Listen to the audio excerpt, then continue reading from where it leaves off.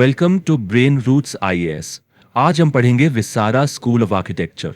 देखिए, जब भी हम इंडियन टेम्पल आर्किटेक्चर की बात करते हैं तो दो नाम हमेशा सामने आते हैं। नॉर्थ में नागरा स्टाइल और साउथ में द्रविड़ा स्टाइल, बिल्कुल आमने सामने। लेकिन क्या हो अगर इन दोनों के ठीक बीच में एक तीसरा, एक बिल्कुल अनोखा रास्ता भी हो? जी हाँ, आज हम उसी मिडिल पाथ की कहानी समझेंगे, विसारा स्टाइल की। अब जरा इस टेम्पल पर नजर डालिए, ध्यान से देखिए इसकी डिजाइन, इसकी कार्विंग्स। आखिर ये है क्या? फर्स्ट ग्लैंस में क्या लगता है? क्या ये प्रॉपर नॉर्दर्न नगारा स्टाइल है या फिर पक्का सदर्न द्रविड़ा? जवाब देना आसान नहीं है। और बस यही पजल, यही उलझन आज की हमारी पूरी डिस्कशन का सेंटर पॉइंट है। तो इसका जवाब है दोनों। जी हाँ, ये है वेसारा स्टाइल। ये एक ऐसी यूनिक हाइब्रिड स्टाइल है जो लगभग 7th सेंचुरी के मिड में डेक्कन रीजन, मतलब आज के कर्नाटका में डेवलप हुई। अब एक लॉजिकल सवाल उठता है कि आखिर यही क्यों? वेल, इसलिए क्योंकि डेक्कन हमेशा से एक कल्चरल बफर जोन रहा है। एक ऐसी जगह, एक ऐसा मीटिंग पॉइंट जहां नॉर्थ और साउथ के आइडियाज आके मिलते थे, टकराते थे। यहाँ के आर्किटेक्ट्स ने न तो पूरी तरह से नागारा स्टाइल को कॉपी किया और ना ही द्रविड़ा को। नहीं, उन्होंने तो दोनों का एक ब्रिलियंट सिंथेसिस तैयार कर दिया, एक थर्ड वे बना डाला। तो फिर इस हाइब्रिड स्टाइल का आर्किटेक्चरल डीएनए आखिर है क्या? मतलब इसकी रगों में किसका किसका खून दौड़ रहा है? चलिए आइए इसे थोड़ा ब्रेक डाउन करके समझते हैं कि आखिर इसमें कौन से एलिमेंट्स नॉर्थ से लिए गए और कौन से साउथ से। ये फ्यूजन बड़ा ही फैसिनेटिंग है, सीरियसली।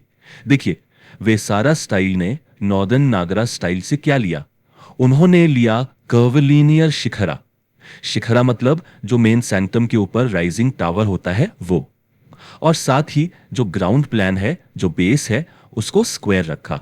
ठीक है, अब आते हैं साउथ पर। सदर्न द्रविड़ा स्टाइल से इन्होंने टियर्ड विमाना का कॉन्सेप्ट उठाया। विमाना भी एक टावर ही है, लेकिन ये एक स्टेप्ड पिरामिड जैसा होता है। और साउथ से ही आई इंट्रिकेट स्कल्पचरल ऑर्नामेंटेशन, मतलब दीवारों पर जो घनी और डिटेल्ड मूर्ति कला होती है। तो आप देखिए, ये कोई रैंडम मिक्स एंड मैच नहीं था, बिल्कुल नहीं। ये एक सोचा समझा, एक बहुत ही इंटेलिजेंट आर्टिस्टिक फ्यूजन था। लेकिन एक बात साफ समझ लीजिए, विसारा आर्किटेक्ट्स ने सिर्फ कॉपी पेस्ट नहीं किया, उन्होंने अपने खुद के ओरिजिनल इनोवेशंस भी किए। क्या थे वो? सबसे पहले उन्होंने विमाना यानी स्पायर और मंडपा यानी असेंबली हॉल, इन दोनों के बीच एक परफेक्ट डिजाइन बैलेंस अचीव किया। फिर डिवोटीज के लिए एक ओपन एम्बुलेटरी पैसेजवे बनाया। इससे क्या होता था कि आप आराम से घूमकर मूर्ति कला को बेहतर तरीके से देख सकते हैं।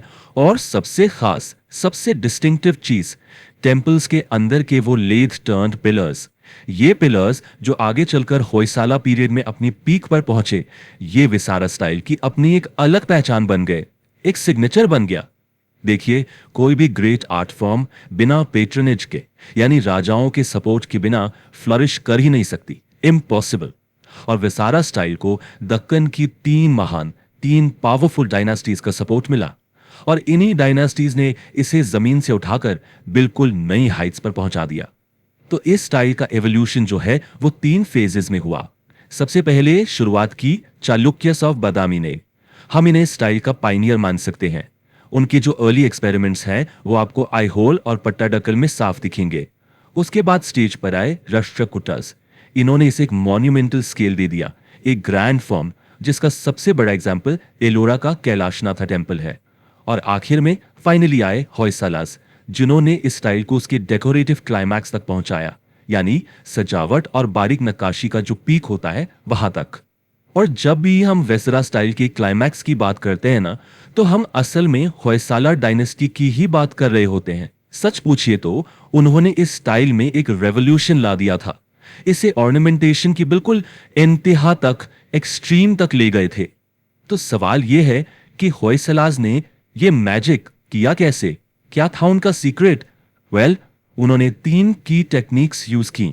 स्टेप 1, उन्होंने इस्तेमाल किया सॉफ्ट सोप स्टोन का। अब ये जो पत्थर है कार्विंग के लिए बहुत ही सॉफ्ट होता है। स्टेप 2, उन्होंने टेम्पल के बेस को स्टार शेप्ड या स्टेलेटेड प्लान में बनाया। इससे हुआ ये कि कार्विंग के लिए ज्यादा सरफेस एरिया मिल गया। और इन दोनों का नतीजा स्टेप 3, वो पत्थर पर ऐसी इंट्रिकेट लेस लाइक कार्विंग कर पाए जो ऐसी दिखती है मानो पत्थर नहीं बल्कि ज्वेलरी हो। अच्छा, अब अगर बिसेरा स्टाइल को समझने के लिए हमें सिर्फ बस एक टेम्पल चुनना हो, एक टेक्स्ट बुक एग्जाम्पल, तो वो होगा दम्बल का डोडाबसप्पा टेम्पल। ये टेम्पल आप मान के चलिए इस स्टाइल का एकदम परफेक्ट एक क्विंटेसेंशियल एग्जाम्पल है। तो ये टेम्पल विसारा का आइडियल एग्जाम्पल है। क्यों? आइए देखते हैं। पहली बात, इसमें होयसाला का वो signature 24 pointed star shape ground plan है। दूसरी बात, इसका शिखरा देखिए, ये नॉर्दर्न कर्व और सदर्न स्टेपिंग का एक एक परफेक्ट मैरिज है, एकदम सीमलेस ब्लेंड। बेसिकली ये टेम्पल इस बात का सबूत है कि कैसे वेसारा स्टाइल, जिसे कर्नाटका स्कूल ऑफ आर्किटेक्चर भी कहते हैं, याद रखिएगा, उसने आखिरकार अपनी एक इंडिपेंडेंट, एक यूनिक आइडेंटिटी बना ली थी। तो अब हम आते हैं फाइनल सवाल पर। आखिर इस वेसारा स्टाइल की लेगेसी क्या है, इसकी देन क्या है? और यह समझना बहुत जरूरी है कि यह मिडिल पाथ आखिर इतना मैटर क्यों करता है। तो चलिए वेसारा स्टाइल का एक क्विक समरी करते हैं, एक स्कोर कार्ड बना लेते हैं, फीचर बाय फीचर देखते हैं। टावर, इसमें आपको नॉर्थ का कर्विलिनियर सिलोवेट भी मिलेगा और साउथ का टियर्ड लॉजिक भी। ग्राउंड प्लान की बात करें, बेस नॉर्थ की तरह स्क्वायर है, लेकिन जो स्कल्पचर डेंसिटी है वो साउथ जैसी घनी है। और ऑर्नामेंटेशन, इसमें नागारा स्टाइल की वर्टिकैलिटी और द्रविडियन स्टाइल के ऑर्नेट पिलर्स और डोरवेज दोनों का इन्फ्लुएंस बिल्कुल साफ दिखता है। और ये कोट वेसारा स्टाइल के कोर आइडिया को इतनी खूबसूरती से कैप्चर करता है। सही तो है, इंडियन हेरिटेज कभी भी रिजिड बाउंड्रीज में बंधी ही नहीं, ये तो हमेशा से आइडियाज के एक्सचेंज से, उनके फ्यूजन से और रिच होती चली गई है।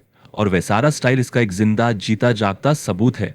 और सुनिए, इस स्टाइल का सफर यहीं पर खत्म नहीं हुआ, बिल्कुल नहीं। इसका इन्फ्लुएंस आगे चलकर जो ग्रैंड विजयनगरा एम्पायर आया, उनके टेम्पल डिजाइन्स में बिल्कुल साफ देखा जा सकता है।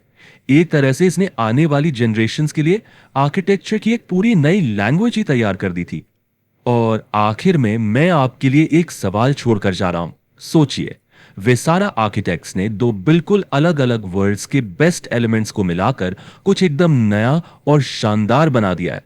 तो क्या ये एंशिएंट मिडिल पाथ हमें आज के दौर में इनोवेशन के बारे में कुछ सिखा सकता है? इस पर जरूर सोचिए।